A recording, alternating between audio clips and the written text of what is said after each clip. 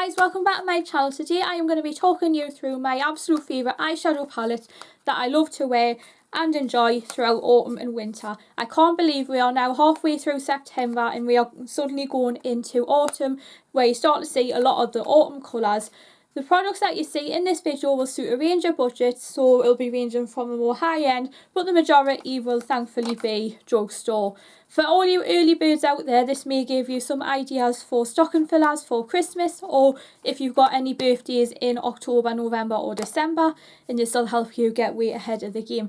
Right, with that being said, let's get right into today's video. So the first ones that I'm going to talk about, and these are going to be featured in a video where I will be giving these another shot. My absolute favourites are the Soph X Revolution collections series 1 and 2. So the ones I've got here are her original palette, and I also have the extra space one. What I absolutely love about the packaging on these is that on one of them it has got the matte cream packaging with the mirror signature on here, whereas on the extra space palette it is vice versa. So from what I have gathered, this is the extra space palette is the cooler older sister to the original Soph X Revolution. So as you can see here, this one has a good range of neutral with some bright and bold colours in here, whereas the extra space palette is more central on the more bolder and warm tone colours. So what I like about these is that they are really pigmented, and you get a good selection for all of us to suit everybody's skin tone. The only criticism about the extra space one is that it is lacking a matte white or cream eyeshadow, but other than that, these look like some really nice colours that you could do if you wanted to do a sunset vibe, or it would be something if you wanted to create a pumpkin spice latte inspired makeup look, because I know that is trending a lot in autumn. What I like about the original one is that there is the top row mainly focuses on like the neutral and more au naturel shades, and then as you start to go through the palette you start to venture into the more adventurous shades before ending with a shadow matte eyeliner shade here. I'm not too particularly sure on this blue. That's the only colour I wouldn't touch because it doesn't really go with my eye colour, but putting that to one side, all the other ones that I can use are good ones, and this hot red here would also work as a substitute blush if you are creating a 1920s look, because in that decade ladies always wore a quite flashy dark blusher and quite heavy eye makeup. So if you wanted to create something where you didn't necessarily have a full blush palette, you can also use the red in this palette here. And with the extra space one, I absolutely love this. I got this for my 21st birthday as well, so the shades that I've been absolutely loving, as you can see by the Densia or Cookie Dough and Dreams. And the extra space palette is, the difference is that this one had the name sheet, and this one, at least the names of the colours are actually printed into the plastic on the palette. They both have a mirror as well, so they are very travel friendly and also be a really nice budget friendly brand. £10 these palettes were, so you are definitely getting a good value for money, because there are 18 shades in this one and 24 in the original palette, which I would highly recommend, as with all Revolution palettes. Since we are on the talk of Revolution, and these would make great stocking fillers, these are the Forever Dynamic palettes. The ones I have here are the shades, so the ones in Serenity and the one in Eternal. I'm yet to try the Eternal one, but the colours look really nice in here. Some nice warm neutral palettes, again very travel friendly because it's nice and small, and it also has a mirror. And oops, I just definitely stuck a finger in one of the shades. With the Serenity palette, it focuses more on the golds, and as you can see, I absolutely love this shade that you can use as a primer, and this acts as a really nice glue for this top right hand corner gold glitter shade, which is absolutely gorgeous. What I love about these as well is you get a good mix of transition colours and also shades here that you could always wear standalone, because these will be a nice natural base that you can take from day to night.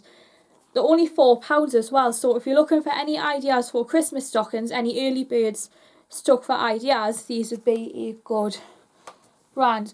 Moving on to another favourite of mine, and this is the one that I tend to use a lot for my Halloween looks, and as you can see, I ended up completely finishing the...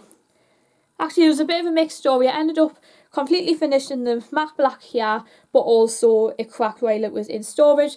But the palette I absolutely love creating for my Halloween looks is the Madison Morphe Channel Surfing palette. Oh my gosh, look at the colours. They are so beautiful. And as you can see, some of them here, they start from the more neutral shades. I would say this is a very cool toned eyeshadow look, which I absolutely admire. When I first tried this shade on my hand or on my arm, this one here, Devil in a Dress, I half envisioned it to be a really warm burgundy red colour, which might have been like too warm for me, but what I've done here, it looks like it would be a nice crease colour, or I could just use it as an eyeliner if I wanted to just do something along my top lash line. A lot of the colours were pretty scary when I first tried them, but as I got to know them, these were not so bad to work with because they're very blendable and they'll also blend down to a softer finish. This was the palette that I wore when I went to see The Wanted, so this brings back a lot of memories of not only my childhood but also when we went to see The Wanted, and it was the last time we saw them as a full group. My favourite shades in particular, if I could pick a favourite shades from if I was doing a neutral look, I would definitely say this one here and this one here.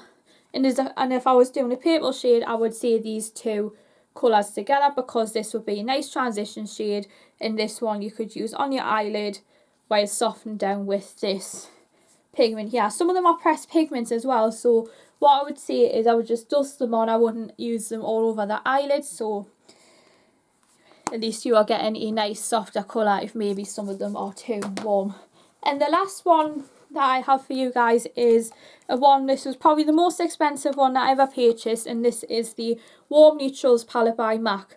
I absolutely love the colours in here. I remember wearing this to a party once, and it was like really snowy weather where it was practically zero visibility blizzard, and the snow was just really deep and just difficult to navigate. What I love about these is you start with your more neutral colours here, and then you start to venture into your more warmer browns. The only one I would probably not be one to use very much is this top right hand corner here, which is called Dance in the Dark, because it is almost like a violet undertone brown. But the rest of the palette I would definitely say have got some really, really nice colours in here. My favourite ones especially, and this is the one that I used for my autumn makeup look, was Creative Copper, because it's a nice buttery shade that you can use all over your eyelid. And I like how the names are on the back as you were working across the rows. But I would safely say that I think it was when I thought the last time I used this, have I used this since maybe 2019? And then when I look back on my channel, it turns out the last time that I used this was the beginning of 2022, so at least I have used this since then. I do plan on using this in makeup videos going forward, or if I am doing favourites videos, I would definitely say I would maybe wear like these colours here, because there would be a really nice lid colour. And I would say this one here, the colour Saddle, would be a nice crease colour. Let me guys know if you would like me to do a tutorial with this palette again, because it would just be really nice to relive some of my favourite eyeshadows from my teenage years, because at least that makes a change on my channel.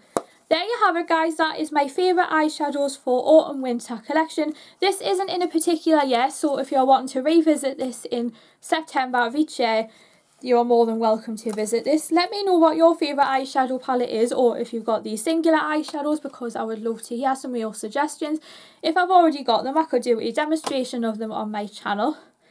I would like to see what as you guys are into, because as we approach Christmas and we see the new makeup range from like Boots, Superdrug and even Kiko, we could definitely see what is on offer for like this year as we go into Christmas 2025. In the meantime guys, smash the thumbs up button, hit the notification bell so you're the first to hear of any new content, and I'll see you all very soon for another video. Thanks for watching.